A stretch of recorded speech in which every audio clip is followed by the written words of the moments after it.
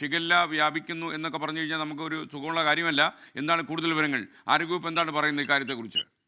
SKN ആരോഗ്യവകുപ്പ് ഇതുമായി ബന്ധപ്പെട്ട അടിയന്തര നടപടികളെല്ലാം തന്നെയും സ്വീകരിച്ചു. കുറ്റിക്കാട്ടൂർ ആനക്കുഴിക്കര എരിഞ്ഞിക്കൽ അംഗനവാടിയിലാണ് കഴിഞ്ഞ ഞായറാഴ്ച ഈ 3.5 വയസ്സുകാരിയായ കുട്ടിക്ക് ഈ ഷിഗല്ല രോഗം വന്ന് ബാധിച്ച് മരിച്ചത്. അതിന്റെ റിപ്പോർട്ട് ഇന്ന് രാവിലെയാണ് പുറത്തു വന്നത്. ഈ അംഗൻവാടിയിൽ പഠിക്കുന്ന മറ്റു 3 കുട്ടികൾക്കും രോഗലക്ഷണങ്ങൾ ഉണ്ട് എന്നാണ് ആരോഗ്യവകുപ്പ് പറയുന്നത്. ഒരു കുട്ടിയെ കോഴിക്കോട്ടെ മെഡിക്കൽ കോളേജിലും മറ്റു 2 കുട്ടികളെ കോഴിക്കോട്ടെ മറ്റു 2 സ്വകാര്യ മെഡിക്കൽ കോളേജുകളിലാണ് പ്രവേശിപ്പിച്ചിരിക്കുന്നത്.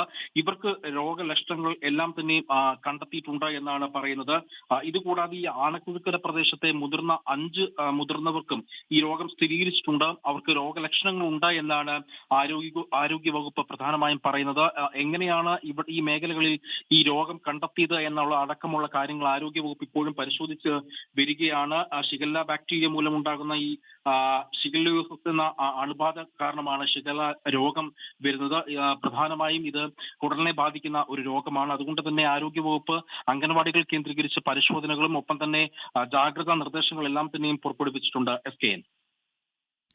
ഓക്കെ, എന്തായാലും ചെറുതായിട്ട് നമ്മളെ ആലോചനപ്പെടുന്ന ഒരു വാർത്തയാണ്. കോഴിക്കോട്ടെ 3.5 വയസ്സുകാരി ഷിഗല്ല ബാധിച്ച് മരിച്ചു എന്നുള്ള വാർത്തയാണ്. മറ്റു ചിലർക്കും രോഗലക്ഷണങ്ങളെ കാണുന്നു എന്നുള്ളതാണ്. എന്തായാലും ആരോഗ്യവകുപ്പിന്റെ ജാഗ്രത ഉണ്ടാകുമെന്ന് നമുക്ക് വിശ്വസിക്കാം. ലോകത്തെവിടെയായാലും ഏത് സമയത്തും 24 വാർത്തകളും ഓഗ്മെന്റഡ് റിയാലിറ്റി പാക്കേജുകളും എക്സ്പ്ലെയിനറുകളും വിശദമായി കാണാൻ ഞങ്ങളുടെ യൂട്യൂബ് ചാനൽ നിങ്ങൾക്ക് സബ്സ്ക്രൈബ് ചെയ്യാം.